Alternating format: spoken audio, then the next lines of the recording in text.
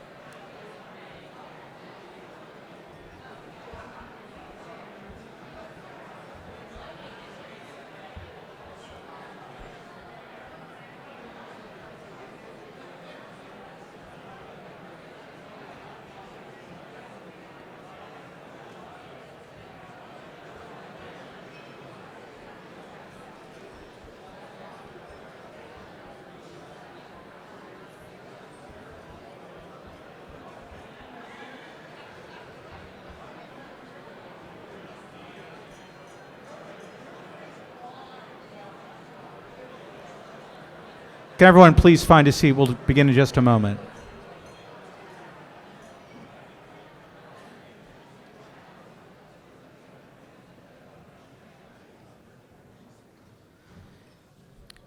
Good evening and welcome to our program this evening and to the Jack M. Templeton Liberty Series. My name is John Miko. I'm the Executive Director of the Foundations of the Union League, the three nonprofit charities based here at the Union League of Philadelphia. Before we begin, as always, a few housekeeping items. First, please silence your cell phones, or better yet, turn them off. And I'll give you all a moment to do that.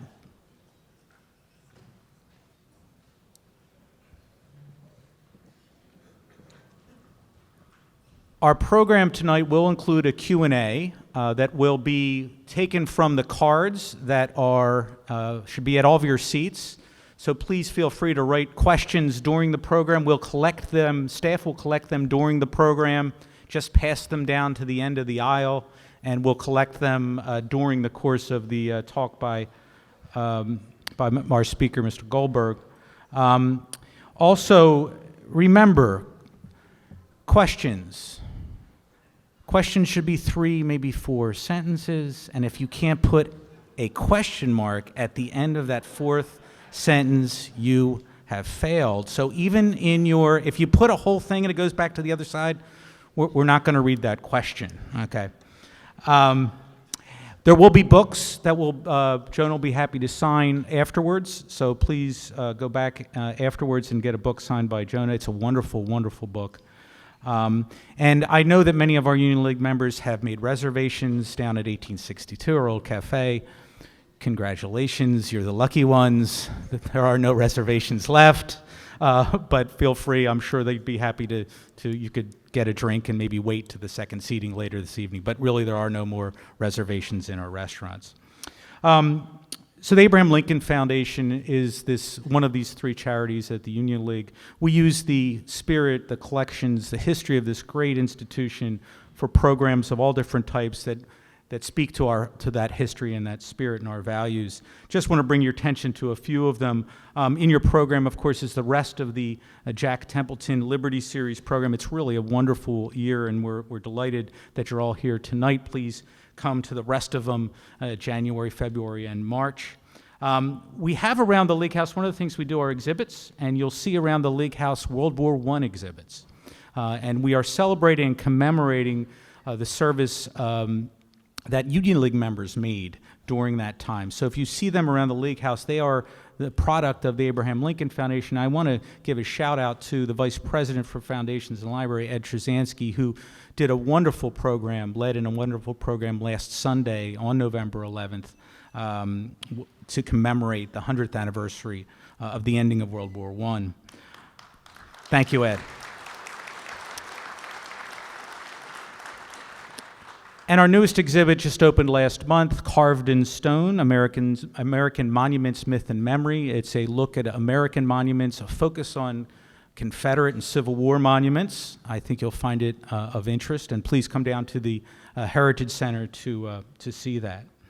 And finally, all that we do is made possible through the generosity of our members and others that give voluntarily to what we do at the Abraham Lincoln Foundation. So if you're not yet a donor, I hope you will be. You should receive something in the mail this week, probably, and I hope you'll respond and help us to continue the great work of our foundation. And if you want to be a leadership donor, please just see John Serlin, and you can join our founder circle and the many that support us at a leadership level. And with that, it's my honor and privilege to introduce the chair of the Abraham Lincoln Foundation, Joan Carter. Joan.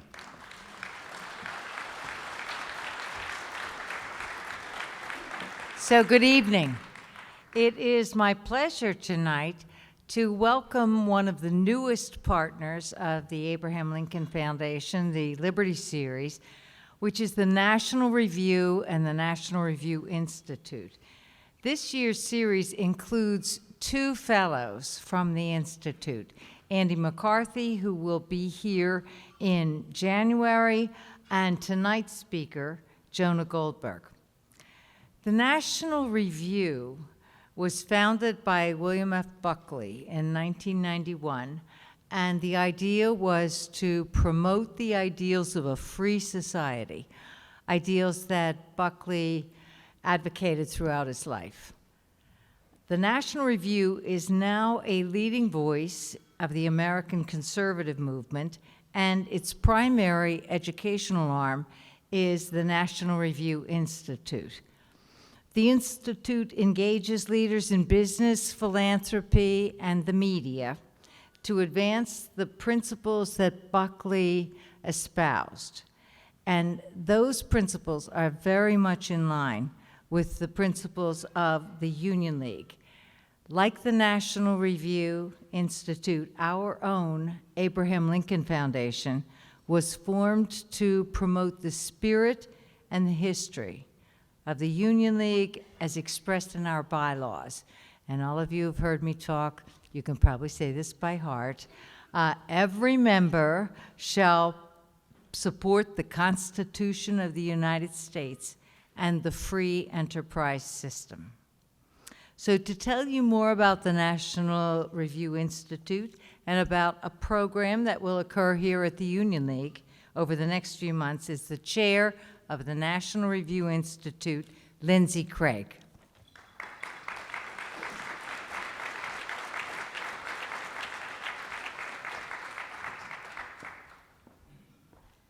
So in one of these wonderful episodes of the vast right-wing conspiracy is really not that vast, Joan and I realized this evening that we have many mutual friends, both from New York and from Philadelphia, who I actually think we have actually been at some of the same very small gatherings at Andrea and Howie Rich's home, who are dear friends of mine and yours. So Thank you for such a great welcome. And we are so happy to be here at the Union League. Wow, you guys have such an amazing historical building. Thank you for taking care of it and actually hosting wonderful forums like this in the building that was intended to host forums like this. It's great. As Joan said, I'm president of National Review Institute, which is the nonprofit that supports the National Review mission. A lot of people ask, what is this? It's so confusing. It's not. Just think about it like this. Bill Buckley founded the conservative movement when he started National Review. And then in 1991, well, actually, let me say this. So National Review was founded, and he had a prospectus where he said, in 3 years, National Review magazine will be profitable. And in 3 years, he sent out his first fundraising letter. We know how this goes. The media industry did not become more lucrative. It became more difficult over time, and Buckley felt like it was very important that we support the highest profile writers that are associated with the magazine so they can have an impact on the conservative conversation. So in 1991, National Review Institute was founded, as Joan mentioned, and today we have a very specific message to promote the legacy of William F. Buckley Jr., to advance the conservative principles that he championed, and to complement the magazine in all of its efforts.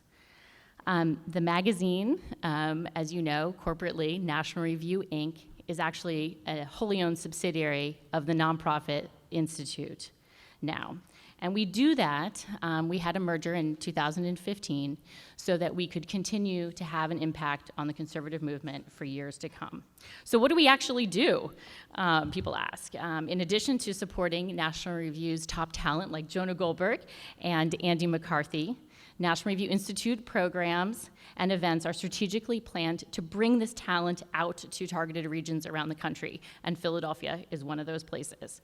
Our NRI on campus events bring Buckley's style of positive and engaging conservatism to college students who are painfully starved of this in their classes. And Philadelphia, as I said, is one of the 5 cities to host our 8-session course on the foundations of conservative thought. Jeff Webb, who's a member here at the club, an alumni of our New York program, founded our Philadelphia program last year, and we host our class here at the Union League Club. And applications will be open in December, so if anybody would like to apply, I suggest that you get in touch with Jeff. So NRI also hosts a variety of other programs around the country, debates, book signings, anniversary celebrations, just like tonight. We try to connect NRI supporters, National Review subscribers, and nationalreview.com readers with like-minded state and regional organizations like this one. We are on a mission, and we want you all to be part of it. So you're here to hear from Jonah, not from me. So Jonah, who always says he needs no introduction, this room was filled not because his bio was on the invitation, right? So how many of you follow him on Twitter?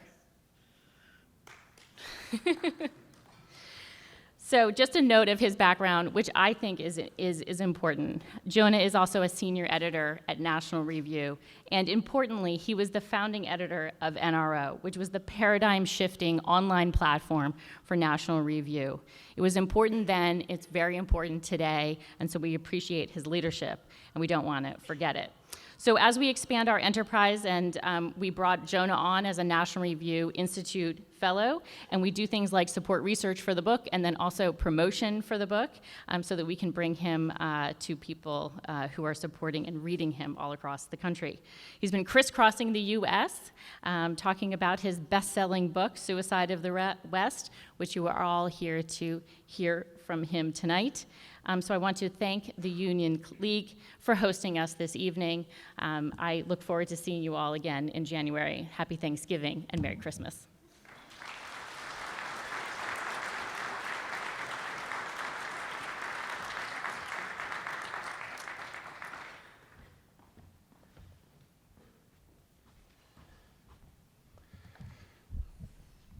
So, yeah, wow, it's bright. Thank you for that introduction. I should say, just because, and those of you who heard me speak before know that this is actually true, I always, when it's left out of my bio, I always like to point out that I'm also a columnist for the Los Angeles Times, but that's not the important part. The important part is that when the LA Times picked me up as a columnist, Barbra Streisand publicly canceled her subscription in protest. And all right, thank you all very much. Try the veal. No, this is really, it's great to be here. I've never been here before. I find these accommodations acceptable. And it's an absolutely amazing, it's a great crowd. The fake news will never report how big this crowd is. Turn that iPhone around, never. Yeah, so I want to get to the Q&A, and to be brutally honest, I am bone-weary, tired from crossing the country all over the place. So I'm not going to, as Henry VIII said to each of his wives, I won't keep you long.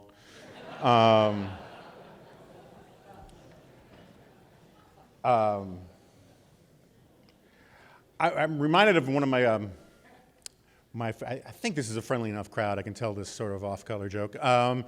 We'll find out in a minute. One of my favorite stories is about this medical school professor who wants to see if the students have done the assigned reading the night before.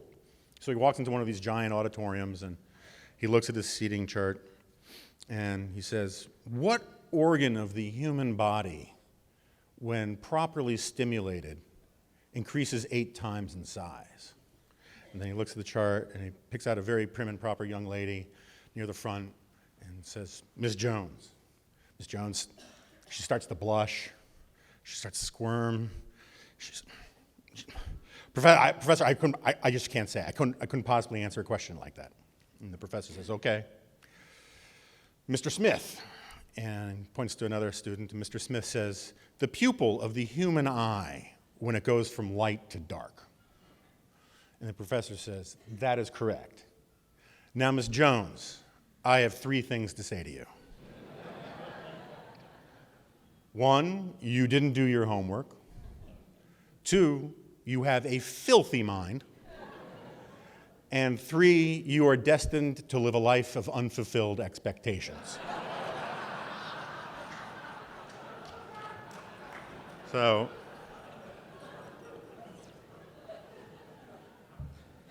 that's sort of how I feel these days.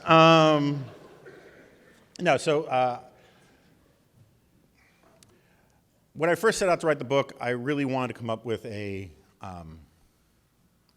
sort of really clever shorthand for how to see the world kind of differently. I was somewhat inspired by, and I normally would give a long spiel about this, I wrote about it for the magazine recently, the movie They Live, which came out 30 years ago this year, and the star of it, Roddy Piper, was most famous for being a wrestler, but this was his real star turn. It was a John Carpenter science fiction movie, and the most famous thing about the movie, most famous line from the movie, is where Roddy Piper walks into a bank with a shotgun, and he says, "I've come here today to do 2 things, chew gum and kick ass, and I'm all out of gum." And I must have seen this movie, conservatively speaking, 4,000 times. And what I never knew was that, until very recently, around the time that he died, that it is in fact it is considered, literally considered, and when I say literally, I don't mean the way Joe Biden means literally, which is figuratively. It is literally considered one of the greatest Marxist films ever made. It is got a huge cult following among Frankfurt School Marxists. I'll give you just one example.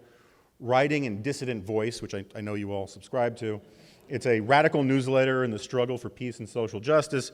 The communist writer Christos Kafalis dubs They Live the Marxist movie par excellence. He adds that it is, quote, "one of the most devastating and sharp criticisms of American imperialism ever made, representing in exemplary fashion the process of neoconservative barbarization in American society, as well as the dynamic of its revolutionary overthrow.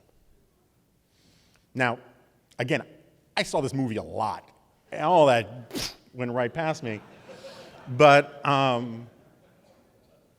as I rewatched it, they kind of had a point. If you haven't seen the movie, what happens is you have Roddy Piper as this sort of bourgeois everyman, this hardworking, down on his luck, blue-collar guy. He just wants to work hard and play by the rules and have his shot at the American dream. And then one day he puts on these weird sunglasses, and all of a sudden he sees that the world he thought he lived in is in fact a mirage. And he sees the real world that is revealed behind it. And so when he puts on the glasses, the colorized world that we know, this was a veiled shot, this is a fact, it was a veiled shot at Ted Turner, this whole bit. But when he who was colorizing movies at the time, when he puts on the glasses, the world goes black and white. And when he looks at it, billboards of a beautiful woman in a bikini that says, come to the Bahamas, he puts on the glasses and it says, marry and reproduce. And when he looks at magazine covers, it says, obey, conform, fall in line, don't question authority. And then when he puts on the glasses, sometimes when he sees very affluent rich people or successful people, it is revealed that they are in fact hideous ghoul-like aliens who are really running the planet. It's hard to explain what they look like, but sort of think like a really emaciated Henry Waxman, if you remember him. And so anyway, this is sort of what Frankfurt Marxism was about, was this idea that embedded in late-stage capitalism are these impulses to force people to conform, to fall in line, they take things that are luxuries and they turn them into necessities. They cultivate want and need and make you spin the sort of hamster wheel ever faster. And I actually have more sympathy for some of that than I used to, and we can talk about that later if you like. But all I really wanted was the glasses thing, and I couldn't really figure it out. And so I went with a much more cliched idea, which is basically just the visitor from another planet. Because what I wanted to show something slightly different. I didn't want to reveal Frankfurt School Marxism to people. I wanted to reveal human nature. And what I mean by this is that I spend a lot of time day drinking, but that's not important right now. I spend a lot of time sort of daydreaming about sort of noodling, wool gathering, about things that if a visitor from 500 or 1,000 years ago, if they visited our society today, not what would seem different. That's really easy to imagine. Ooh, horseless carriages, flying planes, all that stuff. But what would seem recognizable? What would they say, oh, that's sort of how we did it? And I'll give you a quick example. North Korea. We tend to talk about North Korea as if it's this Stalinist, totalitarian, communist dictatorship. We use words like Marxist, Leninist to describe it and all the rest. And what people don't seem to realize for the most part is that North Korea itself got rid of its Marxism and its Leninism from its constitution and all of its official documents 30 years ago. They don't talk about Marxism anymore. They don't talk about communism anymore. They talk about things called juche and all this other stuff. It's not a Marxist dictatorship. It is a dictatorship, but it's not a Marxist dictatorship. It's a monarchy. If you read the official state propaganda of North Korea, the story of the three, Kims, right? They've gone from the divine right of kings to the divine right of Kims. And the story of the founder of North Korea, according to the official state doctrine that they teach in every single school, he was born on a mountaintop, and when he was born, night turned to day, and rainbows appeared, and all this kind of stuff. Kim Jong-un's dad, I don't know if you know this, but according to the North Koreans, of the top 18 symphonies ever composed, 18 of them were written by Kim. He also wrote something like 600 books in college. Again, it sounds like Dr. Evil from the Austin Powers movies, but he actually claims to have invented the hamburger. This is the father, this is the middle one. And he also claimed that his body was so efficient he didn't need to use the bathroom. Now, if you do a Google image search to look up the guy, it's not the body you would assume or associate with peak human efficiency, but that's a different issue. The point I'm trying to get at is that they've turned them into, literally, they've divinized them. They've turned them into demigods. This would be utterly recognizable in the age of Hammurabi. But beyond that, they have also created castes. They have a whole caste of essentially a slave caste. The people at the bottom of society, they are born into a caste they cannot get out of, and they have to spend their entire lives in slave labor. There are something like 53 different gradations of human beings in North Korea. It's almost impossible to move up. It's very easy if you do the wrong thing to move down. And so my point is that this form of social organization would have been recognizable to the Greeks. It's the kind of thing that Plato would talk about in the Republic. It is the kind of thing that defined most of human existence since the agricultural revolution in most societies. It is not modern, it's ancient and reactionary. There are other things like this. If you look at the way interest groups in Washington work and all that, it's very much like guild economics from the medieval period. One of my favorite examples of this is Mexican teachers' unions. In some states in Mexico, your teaching job is heritable, by which I mean if you teach chemistry, you can leave your chemistry teaching job to your idiot son or daughter because it's your property. It's like a title of nobility that is inherited. These kinds of things are far more prevalent around the world and in America itself than people realize. And the reason I bring this up is that's what I was trying to get at, is to show how human nature kind of asserts itself more than we realize. But I couldn't come up with the glasses thing, so I came up with this visitor from another planet thing.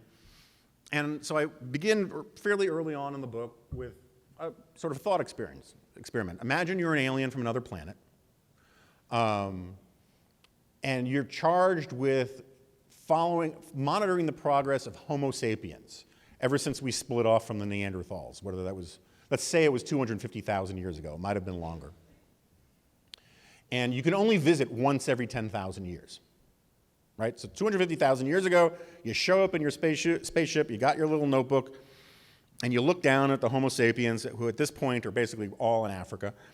And what do you write in your book? You write, semi-hairless apes foraging and fighting for food. Come back in 10,000 years. Semi-hairless apes foraging and fighting for food. No change.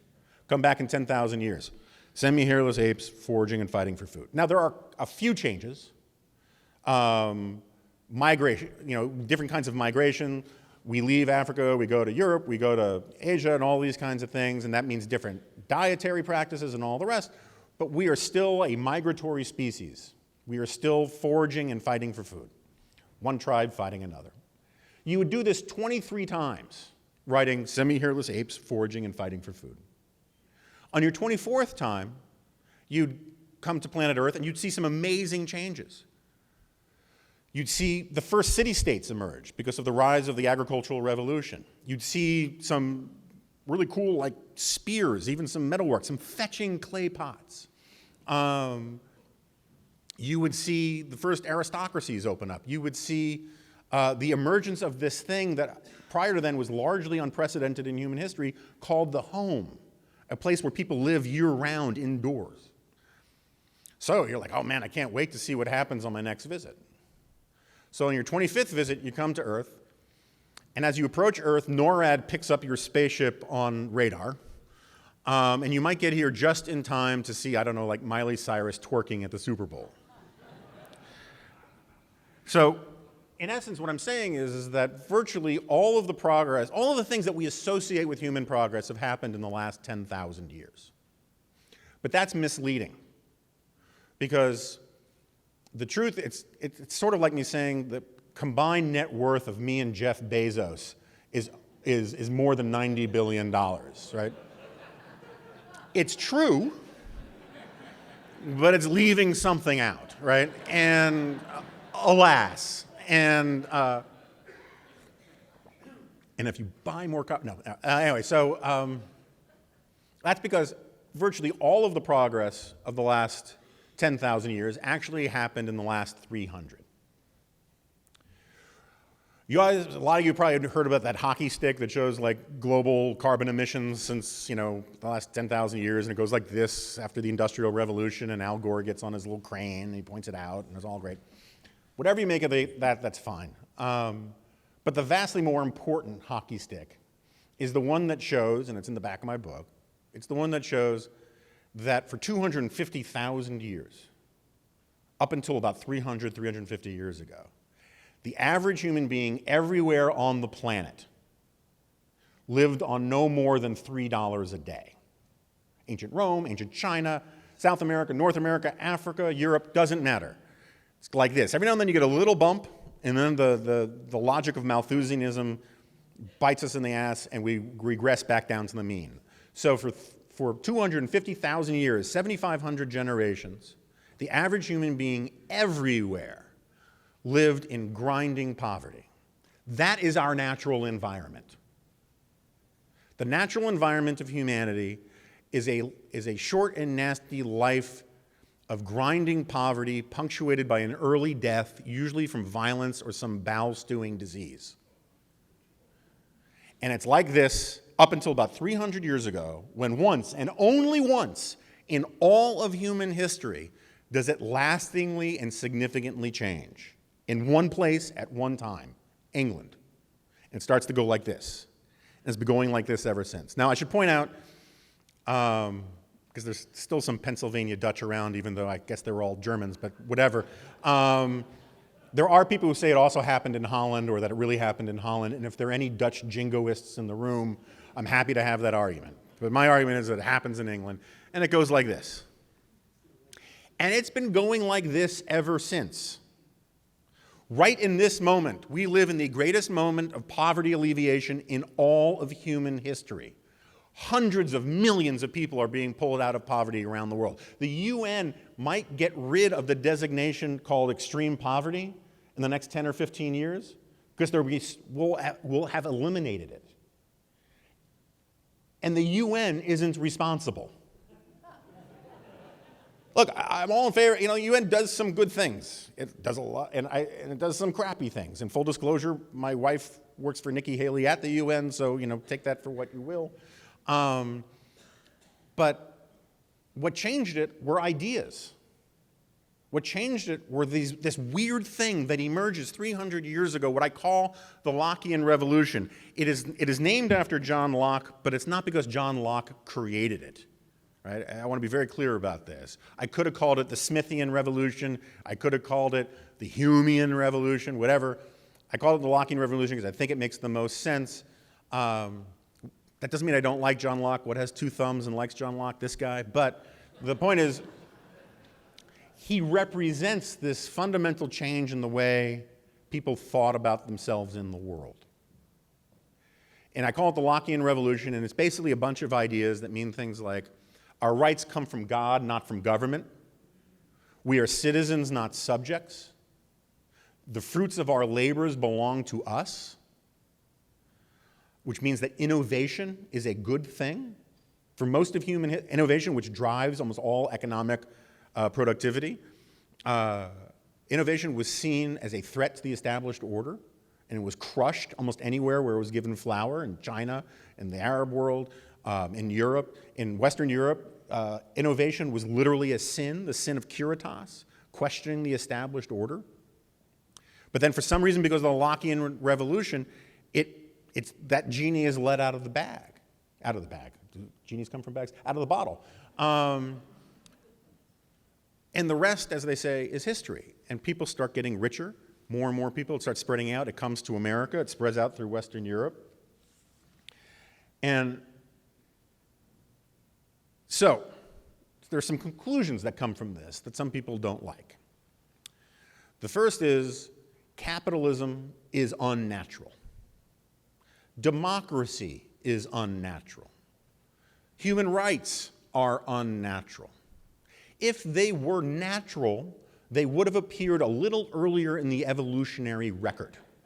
Right?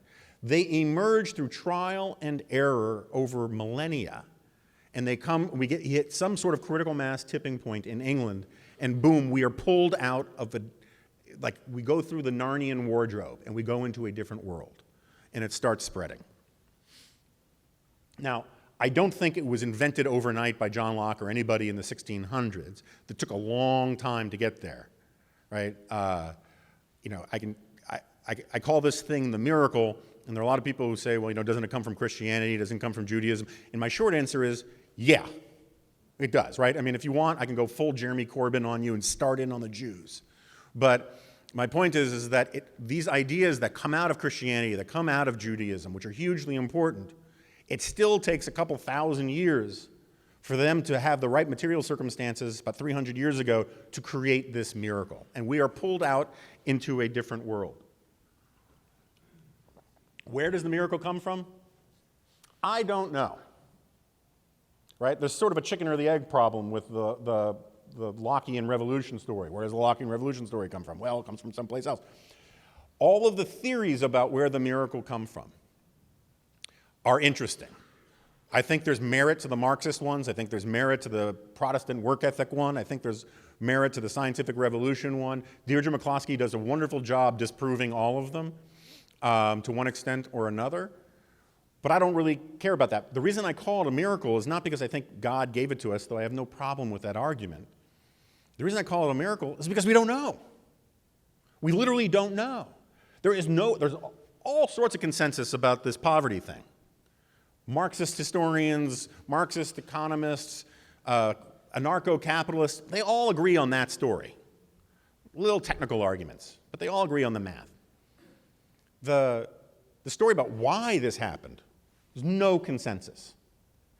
And so one of the reasons why we call things miracles is that when something really awesome happens to you, but you can't explain it, we sometimes call those things miracles.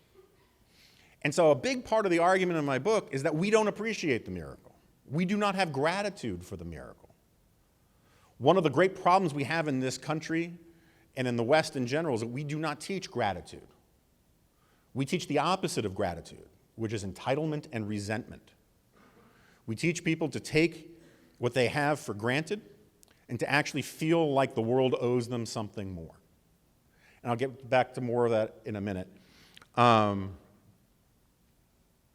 So one of the things I did when I was working on the book is I went and I read the original versions of the story of the goose that lays the golden egg. One comes in through France in the 1400s. I mean, it goes back to Aesop and all that, but one comes into France, appears in France in the 1400s, the other in England in the 1500s, and there are two versions. In one version, you have this couple, these cottagers, who, when a goose waddles into their life and starts squeezing out, I haven't done how much it was in, $15, $20, but a golden egg was pretty valuable, right? Giving them one golden egg a day. And they conclude, using their reason, their sort of Paul Krugman-like technocratic, omniscient reason, that if they're getting one golden egg a day, there must be a giant lump of gold inside. And so they cut it open and kill it, and there's no gold, right? In the other version, this farmer guy, goose walks into his life, gives him a golden egg every single day. And the guy says to him, I want 2 golden eggs. And the goose politely, really politely says, I'm really sorry, but I just can't. I can only give you 1 egg a day. And the guy gets furious and kills it. The moral of these stories is supposed to be about greed, and that's fine if you want to say that's about greed. Greed's certainly part of it. But it's also about ingratitude. Right? It is this idea, the sort of Paul Krugman-like technocratic progressive vision says, I am smarter than the goose. I'm smarter than the market. I can outthink it, and if you just give me the power and let me do what I need to do, I can deliver better than what we've got. The other version is sort of this populist version, which you hear different versions of on the left and the right, which says, yeah, it's fine that things are better, but they're not better enough for me. I'm angry about it. You owe me. Gimme, gimme, gimme. Let's tear everything down because, we'll dance on the rubble. And these two forms of ingratitude, I think, inform or symbolize in a lot of ways so many of the problems that we have in our politics and our society these days. So anyway, back to my story. If all of these things are unnatural, and I think I can make the case that they are, then that means that all of the things that we associate with civilization require work.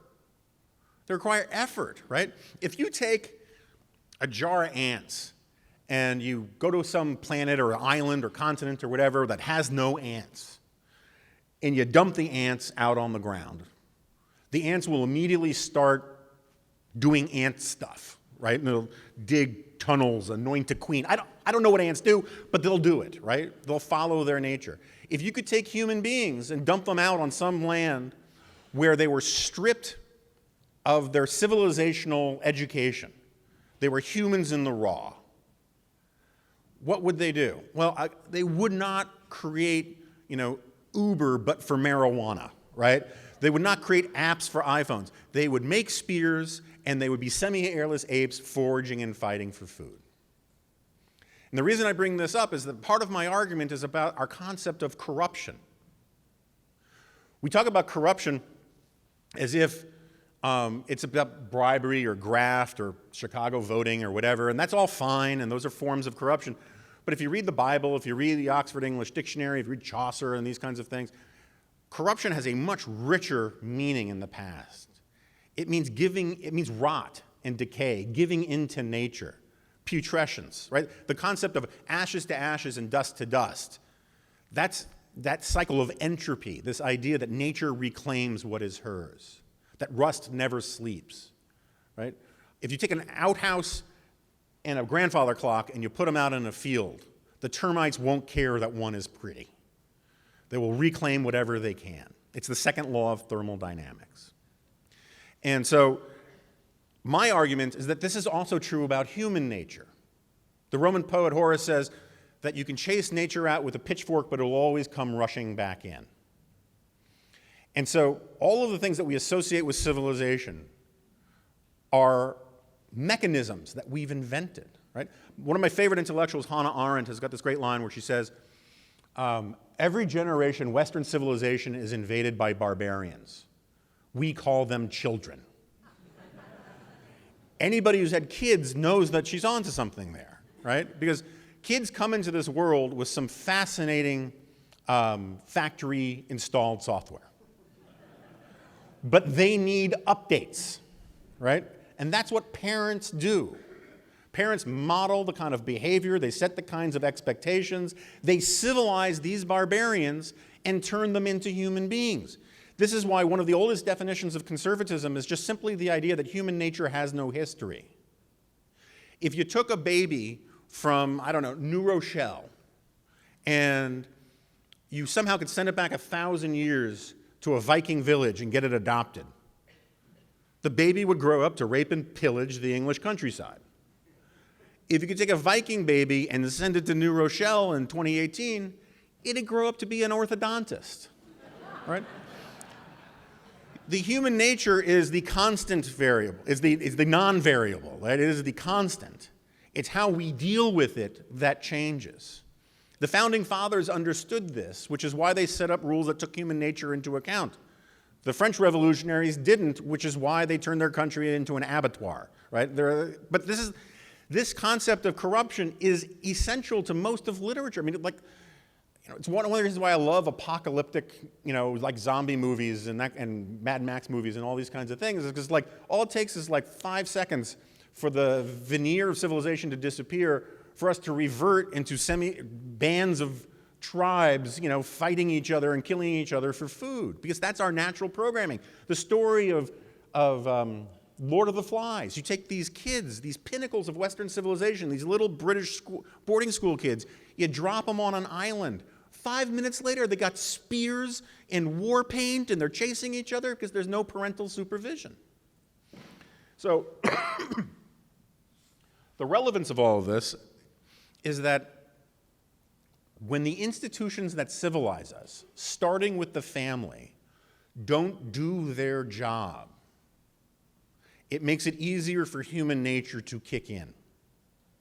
It makes it harder to hold human nature at bay. You can talk to, I got all sorts of problems with teachers' unions, but one argument that I subscribe to entirely is that when teachers say, look, a lot of these problems start in the home.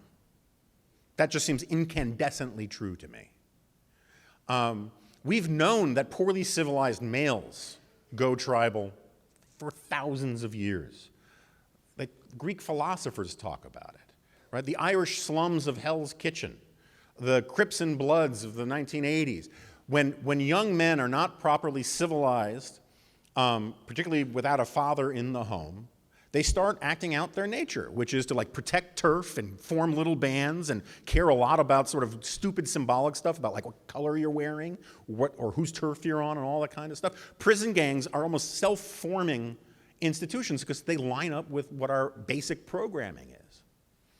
And so one of the reasons why I think our politics are so bad is that civil society across the board is falling apart. And there are a lot of different reasons for it. There are reasons that the left is absolutely correct about, and there are reasons that the right is absolutely correct about. And I'm happy to talk about them, but starting with the family, the number of out-of-wedlock births is now worse for whites than it was for African Americans when Pat Moynihan first started calling it out. Our tendency, which Alexis de Tocqueville wrote so much about, to form associations and groups in civil society, is eroding at a breathtaking pace. There are only two institutions, according to national polls, that a majority of Americans have faith and trust in anymore. The military and small business. Everything else is underwater. Police are like on the bubble. Lawyers, doctors, engineers, educators, all of them have lost faith and trust. Clergy, churches, synagogues, all of them are underwater.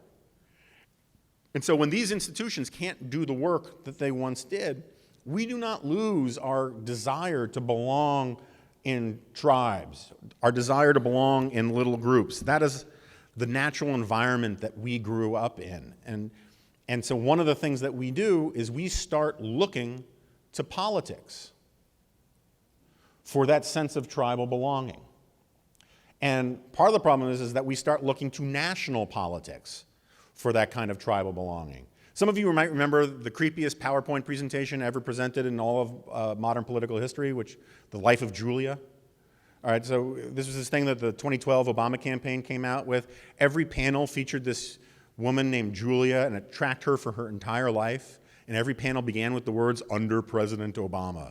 And so, under President Obama, Julia gets into Head Start. Under President Obama, Julia gets a Pell loan. Under President Obama, Julia gets a small business loan. The creepiest sentence ever uttered in modern politics, to my knowledge, except for maybe the Access Hollywood tape, is which says, "Under President Obama, Julia decides to have a child." You know, it just makes me feel unsafe, right? And at the end of her life, Julia gets to work under President Obama in a community garden, right? She doesn't even get her own garden. And so, but that's the point, is that this was intended for people who do not have other sources of belonging and meaning.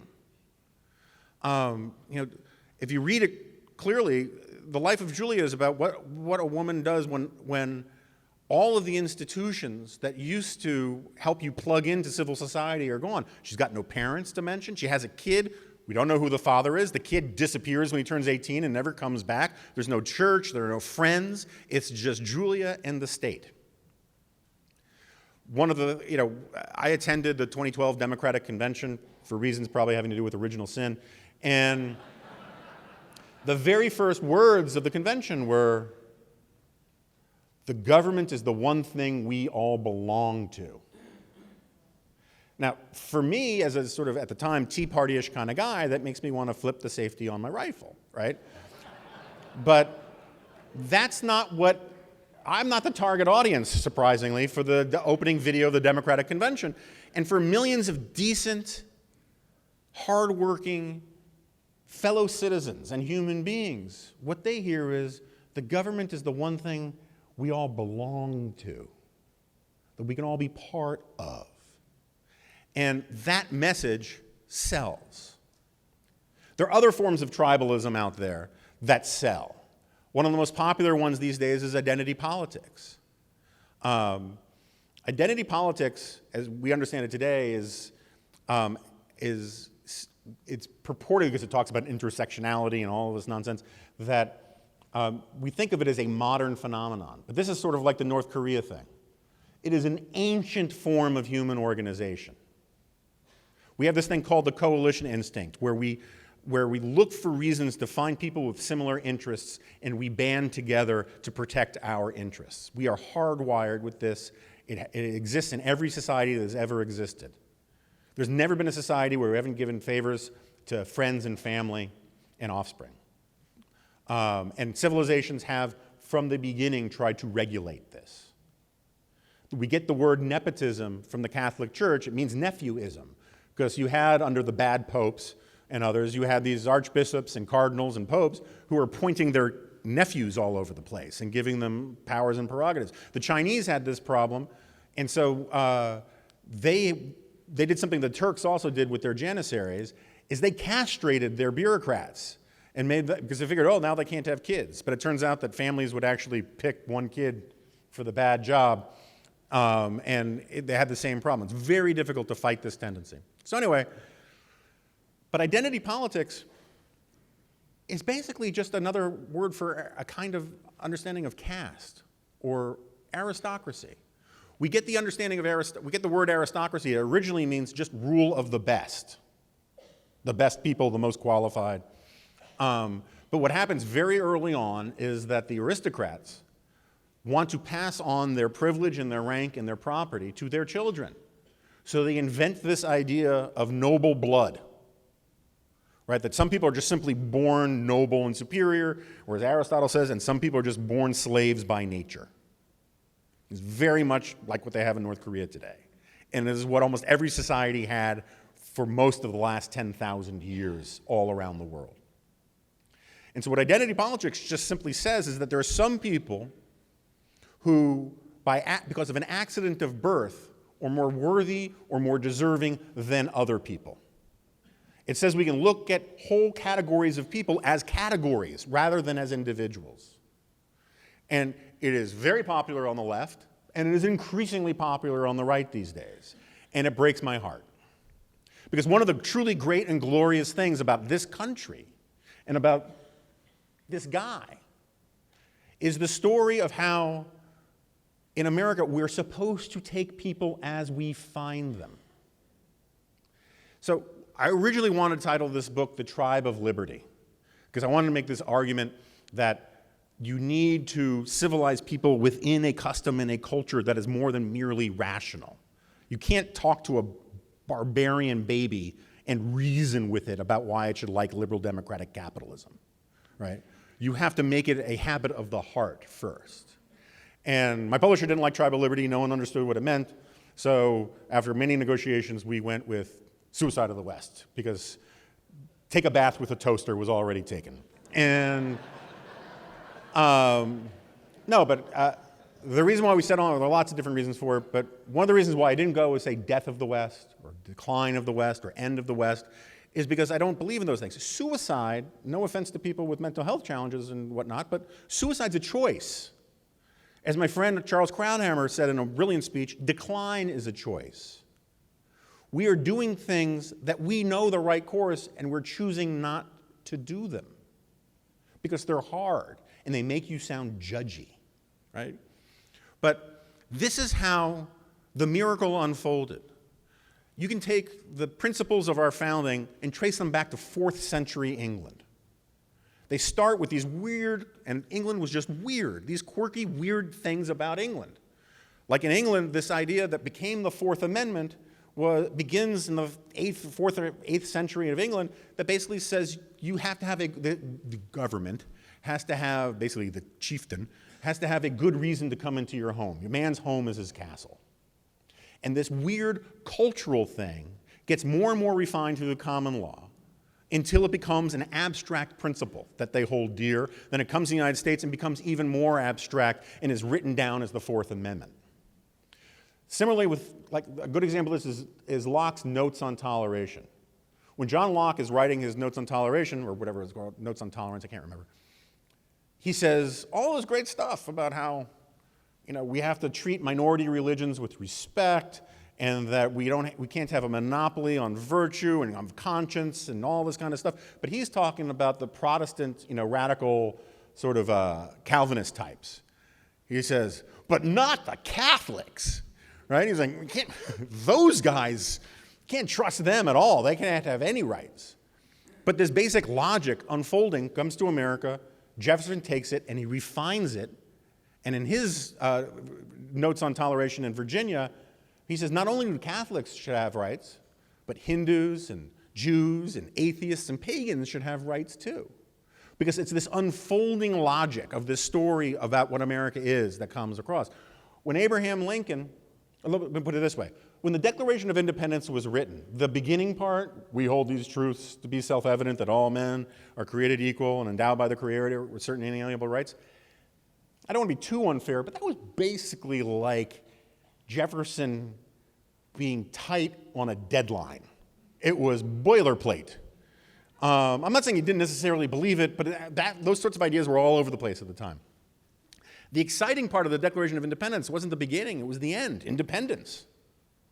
It's not until Abraham Lincoln at Gettysburg gives his address where he basically reinvents the story of America.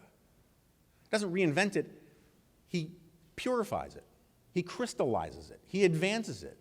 And he says, 77 years ago, our forefathers came to this land based on a proposition that all men are created equal. And he basically says that's what America is about. And it took another 100 years for the Martin Luther King March on Washington, for Martin Luther King to come to Washington and say, when the Founding Fathers wrote the Declaration and the Constitution, they wrote a promissory note. That's his phrase for it. That all men are endowed by the Creator with inalienable rights, including black men. And so what he was doing there was he was appealing to white America, a phrase I hate. You know how many millions of white Americans' ancestors came to America, weren't considered white, but that's a different story. He was appealing to white America and appealing to the best version of the story white Americans told themselves about themselves. That's what a civilization is at the end of the day. It's the story we tell ourselves about ourselves. Who are we in the world? What is our culture and our civilization about? And so he was appealing to those principles. It was laying down a huge guilt trip and appealing to our sense of hypocrisy. The Founding Fathers were enormous hypocrites. They had all that stuff, but women couldn't vote, non-landowners couldn't vote, we had slaves. I mean, these are big problems, right? Slavery was evil. I think that's kind of settled. But it was also profoundly hypocritical. But the great and glorious thing about hypocrisy is you cannot be hypocritical without principles. It's only by falling short of your principles that you can be a hypocrite. If all you do is sit around on your couch playing Call of Duty and drinking malt liquor, very difficult for you to be a hypocrite about anything as long as you say all those things are good, right? And that hypocrisy has been the unfolding of the American story. And what breaks my heart today is that it used to be all of the debates about our ideals were about where to draw lines or how to live up to them. Whether it's free speech or anything else, right? On college campuses, the debate always used to be, where do we draw the line on free speech? Now the argument is that free speech itself is a tool of the patriarchy or white men or the pale penis people or whatever we're supposed to call them now, and that is inherently illegitimate. The idea that you're supposed to take people as you find them, that you're supposed to judge people by the content of their character and not the color of their skin, that is now considered racist.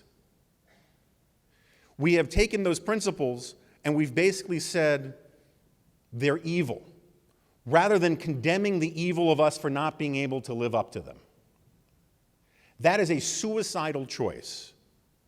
And we are making it in lots of different ways across the spectrum.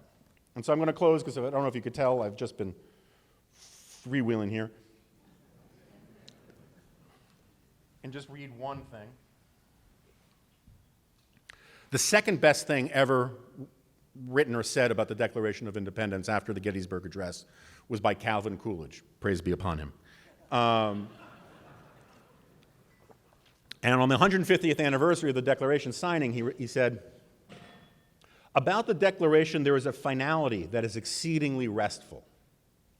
It is often asserted that the world has made a great deal of progress since 1776, that we have new thoughts and new experiences which have given us a great advance over the people of that day, and that we may therefore very well discard their conclusions for something more modern.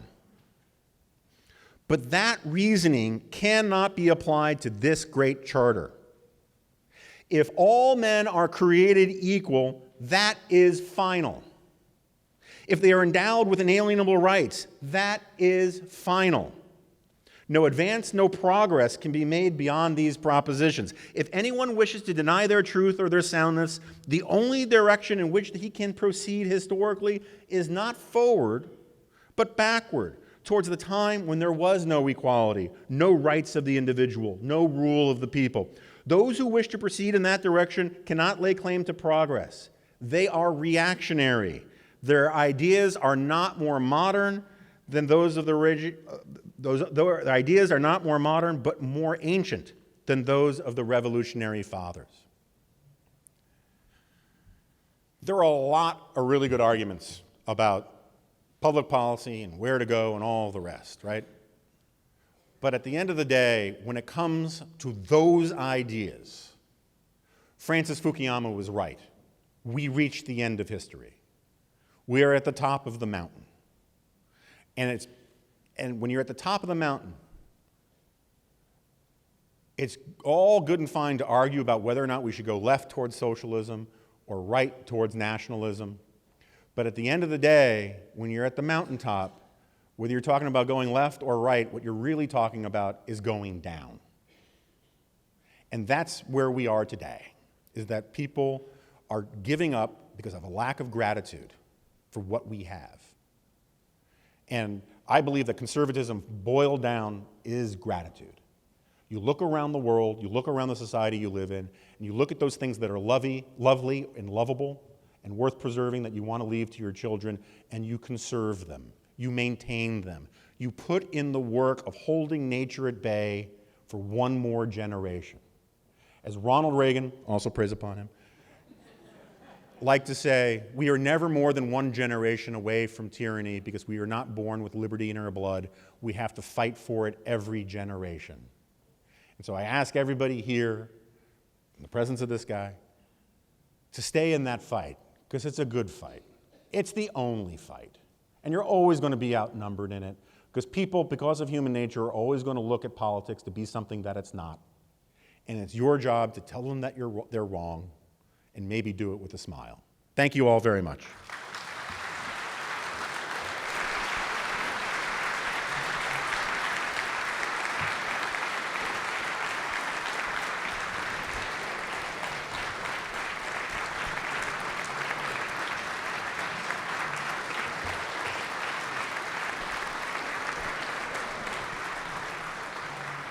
Thank you, Jonah. Thank you.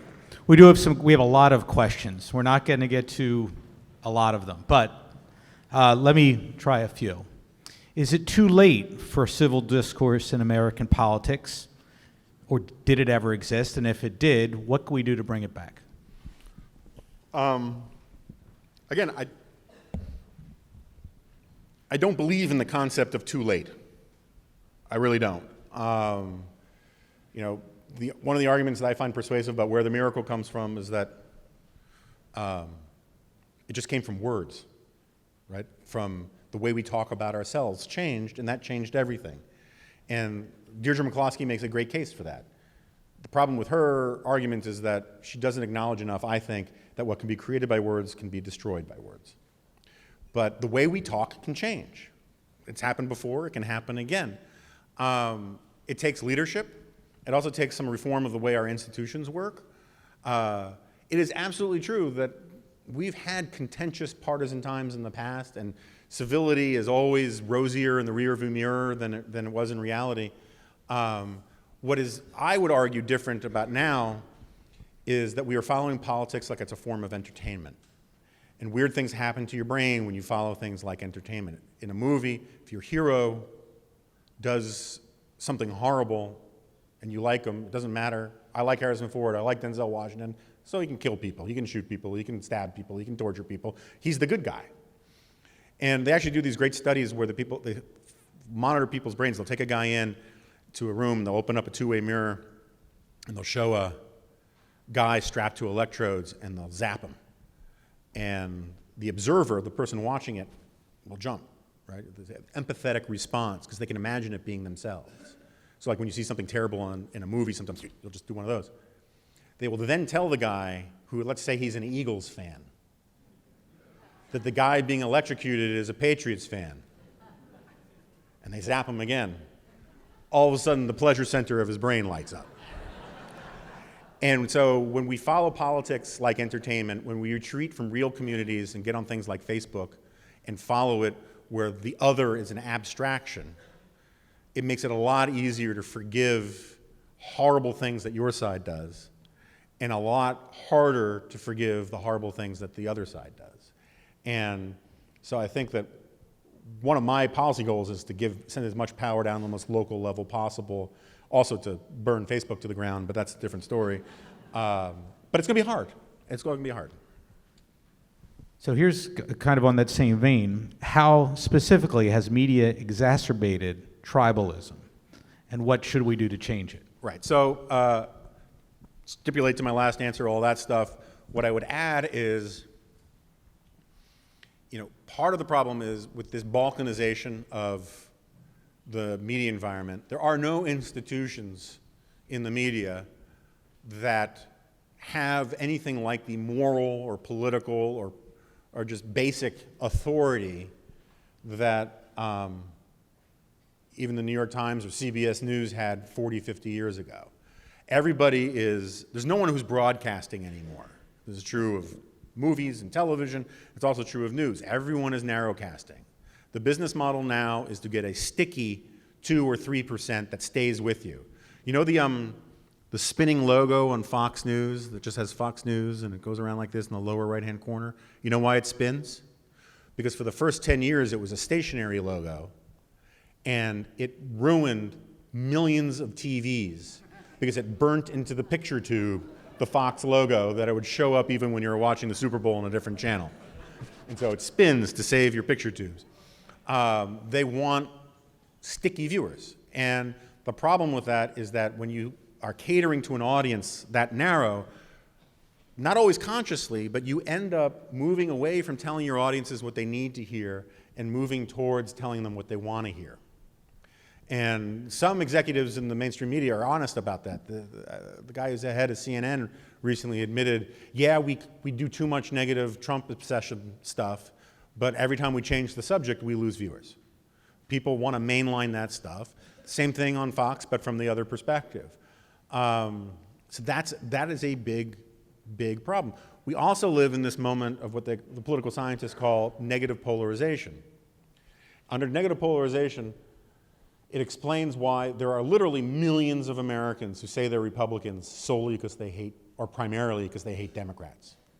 And there are millions of Democrats who say that they're Democrats primarily because they hate Republicans. My wife got a great drawing from my favorite cartoon from The New Yorker blown up for me for my birthday a few years ago and framed, and it has two dogs drinking cocktails at a bar in New York in suits, and one dog says to the other, it's not good enough that dogs succeed. Cats must also fail. And in a market environment like that, there's an enormous incentive to fuel those instincts on both sides. And so I think TV is largely part of the problem now. And I say this as a Fox News contributor for 10 years going. And so I would like to see actually some more cord cutting in this regard, even though this is a declaration against interest.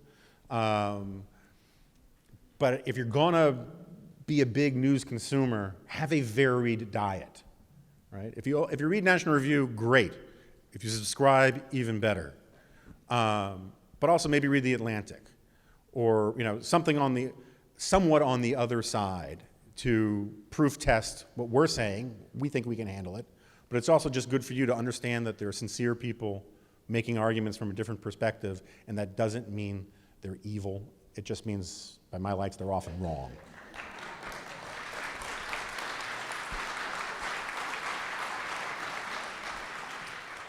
With all the significant advances in human existence over the last 350 years, why are so many embracing socialism today? Well, the short answer is for somebody else to give. No, part of the short answer is that if you look at the polling data, if you look at what the smart people who are writing in favor of socialism will admit, what most of the people who say they're in favor of socialism really mean is they don't like this. They don't like the status quo. They don't like the system that we're in. They think it's mean. They think it's unfair. They think it's inequitable. All of those sorts of things. And that's one of the reasons why I wrote the book the way I wrote it, because what I was trying to do was persuade liberals, leftists, moderates, secular people, however you want to put it, that of all of the things they think that politics is for, that government is for, capitalism is better at fixing most of them. There's some that it's not better at. Capitalism creates inequality. It just simply does. In your natural environment, the difference in wealth between the head leader of your nomadic tribe and the poorest person in your nomadic tribe could be boiled down to who got 2 extra helpings of mastodon, right? I mean, they didn't have pockets, they didn't have clothes, they didn't have wealth. There was remarkable income equality in the evolutionary environment we grew up in. And so that's one of the reasons why, and there's enormous data on this, we are hardwired to really hate 2 kinds of people, or resent 2 kinds of people. People who are getting more than their fair share, or people who aren't doing their fair share of work. And these are represented in different kinds of political approaches. Makers versus takers, welfare queens, the 1%, the 99%. All of these have analogs in human nature. And socialism pings our sweet tooth about how we want to live in a sort of more tribal thing. This is what Calvin Coolidge was getting at when he was saying all of these other systems are reactionary. They are reactionary. Communism was just tribalism for one class. Fascism is tribalism for one country. Nazism is tribalism for one race. They are all different forms of this cult of unity that we are hardwired with. And so socialism seems like the cool way to talk about it these days. Nationalism is another cool way to talk about it. And one of the points I keep trying to make to some of my conservative friends is that as a historical matter, the differences between nationalism and socialism are very, very small. And so the basic problem with capitalism is that it is the greatest cooperative system ever created for maximizing human prosperity and health. It just doesn't feel like it. The greatest essay ever written in the history of libertarianism is by a guy named Leonard Read, who wrote an essay called I, Pencil, written from the perspective of the pencil. It begins like, I am an Eberhard in favor, number 2, pencil. And the pencil goes on to say, my wood comes from Canada, my paint comes from Delaware, my rubber comes from Indonesia, my zinc comes from Zinkland, wherever zinc comes from. And he points out that nobody knows how to make a pencil. Pencil manufacturers do not know how to make pencils. They know how to put together the last 2% of the ingredients. The pencil points out that you have these people who speak different languages, worship different gods, have different systems and traditions and faiths and all these kinds of things. They are working seamlessly and cooperatively all around the world to produce a pencil that costs per unit less than a penny. Right? It is the best cooperative system ever created. But it's so good, it's like the old Ivory soap commercials, 99 and 44, 100% pure. You just don't feel it because it's so good, it's so pure at cooperation. And so people have an innate desire to crave that kind of social solidarity and cooperation. And they look to politics to provide it. And the problem is that instinct is fine. That instinct is healthy. It's part of the glorious things about most religious traditions is this idea of being part of a community, communion. But what you need are healthy outlets and institutions to channel that instinct productively. Because when they don't, we don't lose that desire, and we look to unhealthy sources to satisfy it. I would argue socialism is one of those sources. Nationalism is another one of those sources. And as is identity politics. In fact, everything in the subtitle of my book is one of those sources. And part of the problem is that conservatives, still too many conservatives, want to scream Venezuela, North Korea, East Germany, Soviet Union in arguing with socialists. And the kids who say they're socialists have no understanding or memory of any of that kind of stuff, and they think of Denmark, Sweden, Canada, whatever, Narnia. And they're wrong about those places, because Sweden's far more free market than they realize, so is Denmark. But they're fantasizing, and the fantasy is very appealing, and we need to learn how to talk about it. Jonah Goldberg, thank you so much for being with us tonight. Thank you. Thank you. Oh, thank you very much. Thank you. Jonah Goldberg.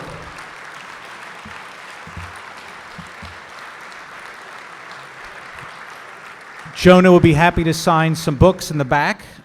So if you want to say a few words to him and purchase one of his wonderful book, Suicide of the West, he'll be back there. January 15th is our next Liberty Series, Andy McCarthy. And all the students, and I'm not sure how we're going to do this, I think the students are going to go in the back or the front, Kira? Front. All the students in the front. We'll get a picture with Mr. Goldberg. Thank you very much. Have a great evening.